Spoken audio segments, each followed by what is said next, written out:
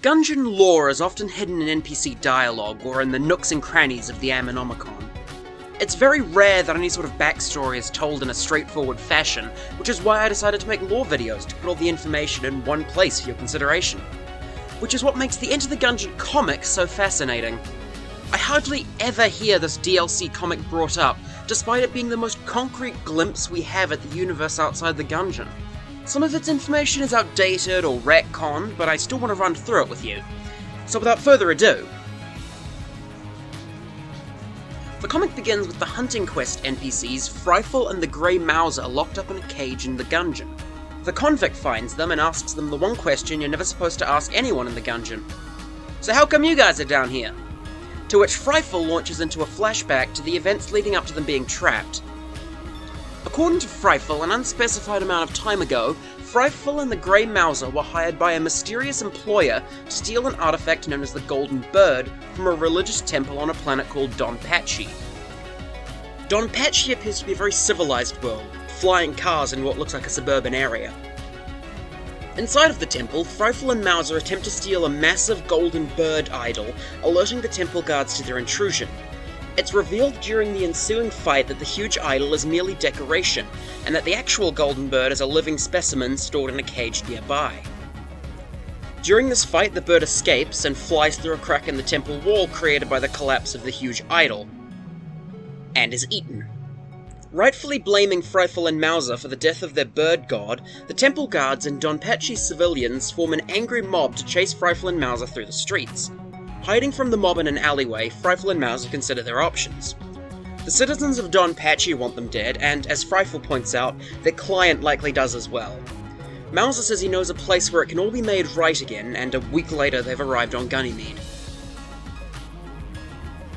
They enter the Gungeon, and the comic kinda devolves into a series of fight scenes where Freifel and Mouser fight their way through waves of gundead, obtaining different weapons from the game and quipping about the weird nature of the Gungeon, such as how all the barrels are all empty. Eventually, the two come across their first boss, and weirdly enough, it's the Beholster. Yeah, for some reason they end up fighting the Beholster in the first chamber, but fortunately for them, they do end up killing it.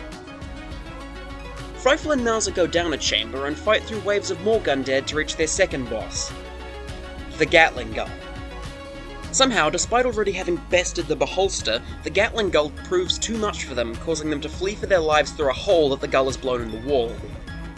They trudge through the corridors looking for a place they can rest and plan, and eventually end up in a side room. Once they're both inside the side room, the bars slam down, trapping them inside. That's where they remained until the convict came along at the beginning of the comic. With the flashback ended, the convict revealed that she had no intention of freeing Freifel and Mouser, since they're her competition for finding the gun that can kill the past. And so she goes on her way, leaving Freifel and Mouser to hopefully be freed by whatever lonesome adventurer should come by next. And that's where the comic ends. In this segment, I'm going to go through a collection of notes that I just created around what happens in the comic, different things I noticed. The pages at the beginning and end of the comic contain the game's loading screen from the pre-alpha, featuring an adventurer with a gun and torch and the text "button mash to continue." The convict has heard of Freifel and Mouser and claims that those who tell their story tell it with many variations, which is why she wants to hear it straight from them. Apparently Freifel and Mouser are well-known fugitives in the universe of Gungeon. Something absolutely fascinating to note, which you may have noticed, is that the client who employs Freifel and Mouser to steal the Golden Bird appears to be a Kilithid. Now, most Kilithid have green skin. However, the most notable member of the Kilithid race we've encountered in the game, the Mind Flayer, has blue skin, the same as the client in the comic. All in all, the Kilithid we see in the comic is much closer to the Mind Flayer than the dime a dozen enemy variants we see around the mines.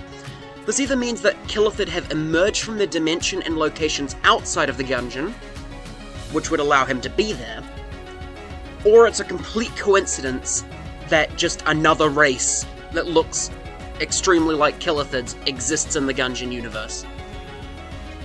Anyways, moving on from that, planet Donpachi is another one to add to the list of planets we now know of that exist in the universe of Gungeon, civilized and suburban, like I said before. The temple guards on Donpachi appear to wield what is some sort of glaive mixed with a rocket-propelled grenade launcher. The population of Don Patchy appears entirely human, as opposed to the extremely varied patchwork of alien races we see in the Gungeon. We get a look at what Frightful and Mauser's ship looks like. It's rubbish looking, but it seems like it works. The first chamber the two enters appears less like the Keep of the Lead Lord and more like the underground passage from the pre-alpha of the game, and I've already gone over how the Beholster is the first boss they encounter. The weapons from the game that the two end up using are the Yari launcher, which they obtain from a blue chest, apparently, the Fight Saber, the compressed air tank, the Phoenix, the prototype railgun, and the Emperor, though the Emperor seems to function a bit differently, shooting only lightning. They use a couple of weapons that aren't in the game, such as the cut flamethrower gun, and this weird purple doodad that I can't quite identify.